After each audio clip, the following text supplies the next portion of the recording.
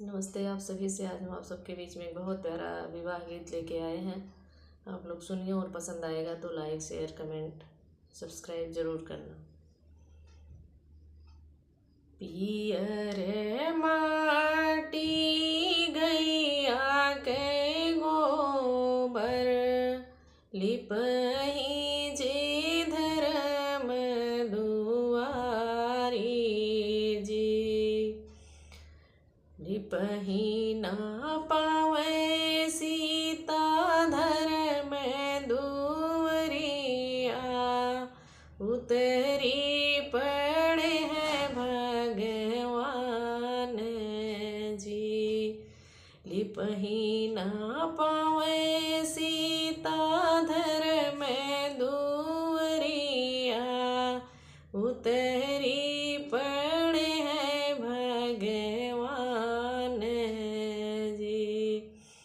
तीन क्रिया तुमसे ले हो सीता, तब तुमसे कर बियाह जी।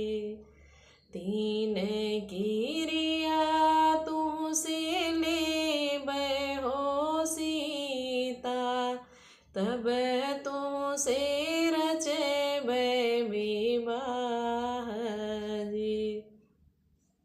जब सीता गईली हो अग्नि के अगवा, अग्नि समर हुई जाए जी।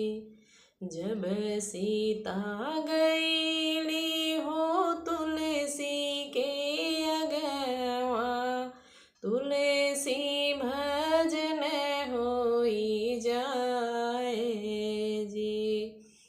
जब सीता गईली हो गंगा के अगवा, गंगा पतले चली जाए जी। जब सीता गईली हो गंगा के अगवा, गंगा पतले चली जाए जी।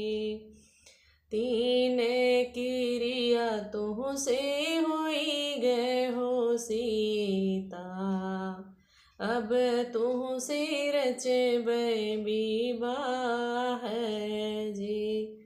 तीन क्रिया तुमसे हुई गए हो सीता, अब तुमसे रचबै विवाह।